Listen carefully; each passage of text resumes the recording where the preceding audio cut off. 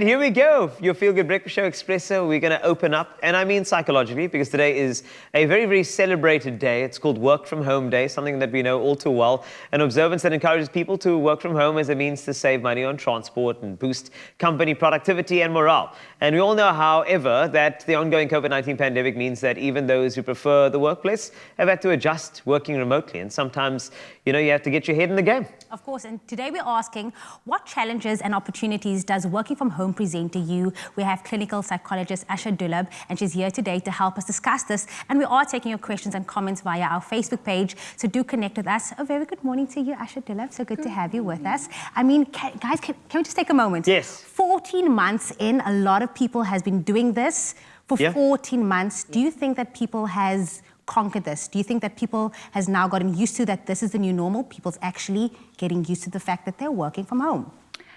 I think it's natural for human beings to adjust, but I think that we adjust differently. I mean, some of us adjust very easily. Some of us have more resilience, more flexibility, more adaptability, but for others, it's quite a struggle. I think we were all just thrown into this at the last minute, like rush hour. And now we are using the time to really sort of iron out the intricacies of working from home. And what does this really mean? Because I think working from home is not going anywhere. This is the new normal.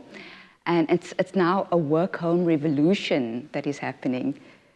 It is indeed. And when you say revolution, everybody has to get used to it. But, people like the whole work environment. When we came there, there's always somebody like Stacey's in that cubicle, and you can shout over, "Stacey, do we have lunch today?" But that can't happen at home. And a lot of the productivity we've enjoyed at our places of work now has to be emulated in the home space. So for those who have now cottoning on a little later than 14 months and have to work from home now, what are some of the tips that you'd give them to try and replicate productivity in the home? Well, working from home has shown that there has been much more productivity, more flexibility, more motivation. But I think what people are doing is to find the balance and sort of look at the blurred lines and blurred roles between social life and work. I think there's also this expectation that working from home, one can be available 24/7. So I think that one needs to speak about the boundaries around that and almost having the right to disconnect when you need to. And obviously, balancing the resting time versus the working time.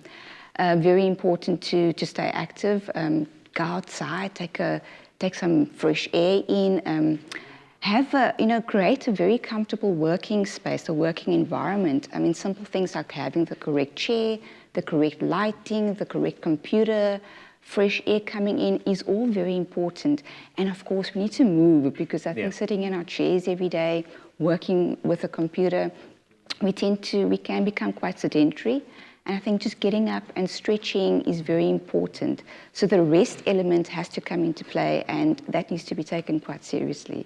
Does. I'm not even joking. Actually, over the weekend, we were speaking about it, and we were speaking about, like, what are you doing this Monday? And they're like, no, they actually work from home. And then I made the joke. I said, I work from home too, which is not the case. Obviously, we'd never be able to work from home. But I think there's definitely benefits. And I think as a parent as well, having that time, having a bit more free time to be with the kids. But when we think of more benefits, added benefits to working from home, what do you think those are? I think that we working from home means less commuting, number one. And that gives us sometimes up to 45 minutes to an hour where we could maybe use for exercise or prepping a meal or connecting with our family, or just that self-care for yourself, doing some meditation, doing some yoga, whatever it is for you. I think that is a very big advantage right now. And people are really are feeling much more motivated because they are allowed to have a sense of autonomy and a sense of freedom in how they manage their time. I think we have a whole new way of how we are articulating our time, looking at time management. So it can be quite de-stressing as well once you find that balance. I know that some people also say, going to work and commuting can sometimes be a me time. But create that me time at home, which is very important. Create a little sanctuary at home where that little space also can be your time where you can just de-stress. So there's lots of pros and cons, and basically working from home is not for everybody. And it's about maybe creating a hybrid means of working these days where, we have a bit of balance where some days you're working at home and some days you're going to an office. But I think the office is going to change, the office setting. I think it's more about a collaborative space where there's more creativity happening, more inspirational ideas flowing, rather than going to work to actually do work. I think that the idea of workspace will be changing. I just hope that we get to a point in South Africa where our bandwidth is better and more affordable for our people. Load shedding could also stop, because that will make work from home a lot easier. But thank you for the tips. I think it's quite important for all of us to know exactly what we need to do structurally to ensure that we are effective at home. So the thing is, the challenges that you may have, there are some opportunities, and does working from home present these type of challenges and opportunities to you? So Asha Dullabh is here today to help us discuss this topic, and we're taking your questions and comments via our Facebook page. So do connect with us on this very, very pertinent topic, especially given the new normal, which is working from home. It's my feel-good breakfast show.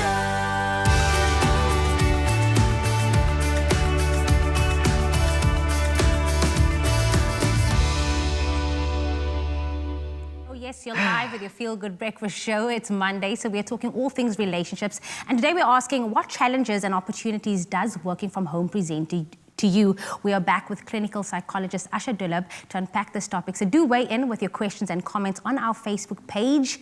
We spoke about the perks. We spoke about the good things of working at home. You have extra time in the day to use for self-care.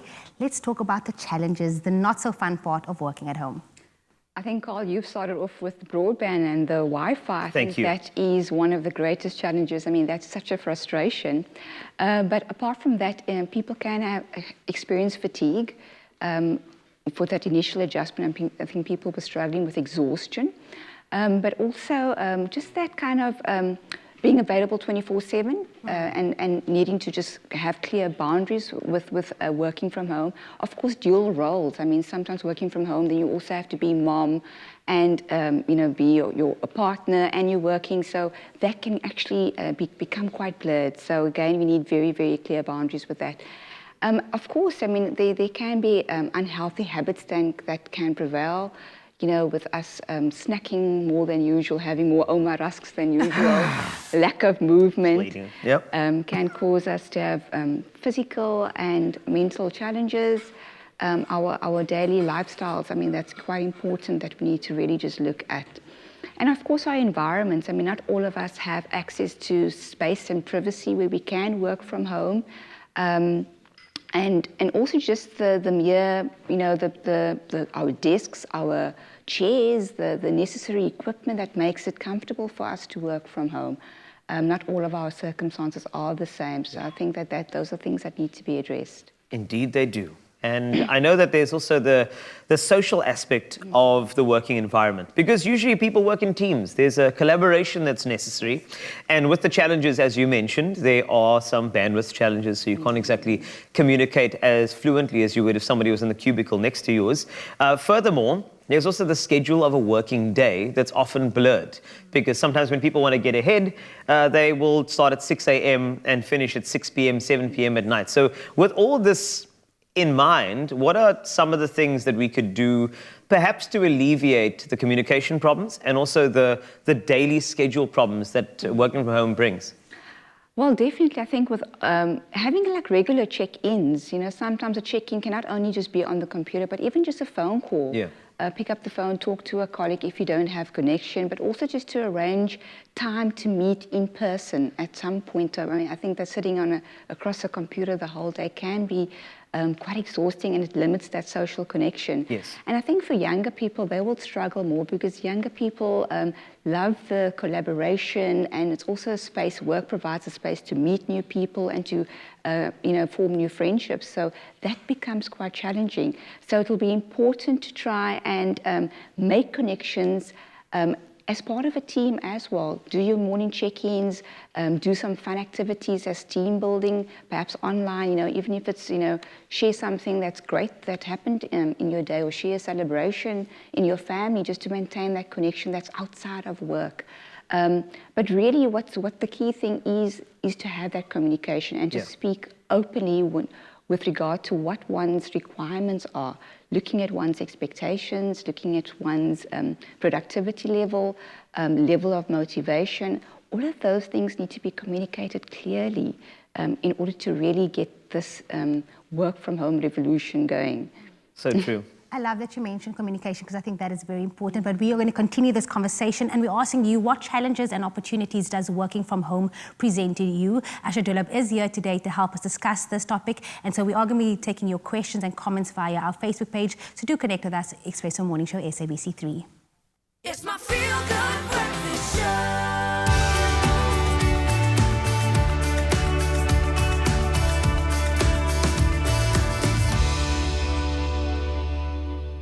Welcome back to Feel Good Breakfast Show. This is Expresso on S3. And in case you missed it, we had 2 parts so far on a very pertinent topic, which is around working from home. And we've discussed the benefits, some of the cons as well, the negative sides, but there's also some relationship things that we need to tackle. And we have the perfect person to usher us through. Asha Dullabh, thank you so much for joining us and for giving us the pearls of wisdom that we need. Because when it comes to working from home, it is going to be a fixture in our lives. And in fact, in your practice and what you've seen around you, do you think it's going to become a permanent fixture in South Africa's occupational industry? I definitely do think it is. And I think that also looking ahead, I think that we will be looking at legislation that looks at remote working and laws around it. I think that it's the new normal. Yeah.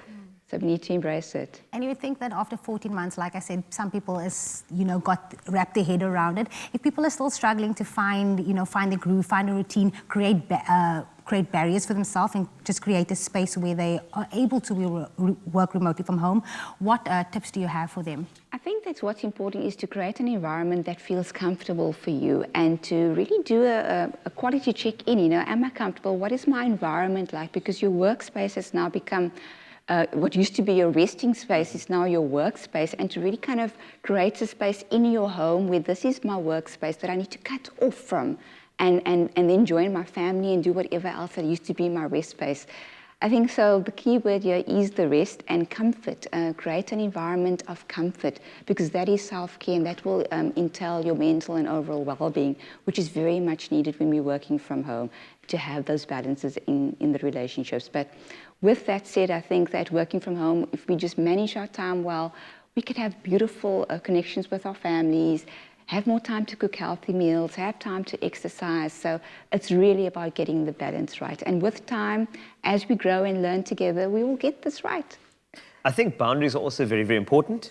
And I believe that, and just correct me if I'm wrong, it's okay for us to say to HR, in the event that we have, let's just say, somebody, a business unit manager, who is calling us outside of our business times, that we can raise that in the workspace with a good amount of diplomacy. You don't want to rock the boat, but you want to tell somebody, don't call me at 9 o'clock for a project, I'm with my family. So do you think that is okay for us to have a critical relationship and conversation with our HR departments and say, this is what's happening? It is a must. It's not just okay, it's very, very important. And like I say, these things are probably going to be in employment contracts going forward because this is the new way that we will be working. And that right to disconnect is very important, to switch off and say, this is my time, whatever you are doing with it. That is important. Asha Dullabh, always so good to have you with us. Of course, for you at home, make sure that you're getting the most and making the most of working at home, spending time with your family, but also finding a beautiful space that you're working in and also creating boundaries for yourself and for those around you when you are working at home.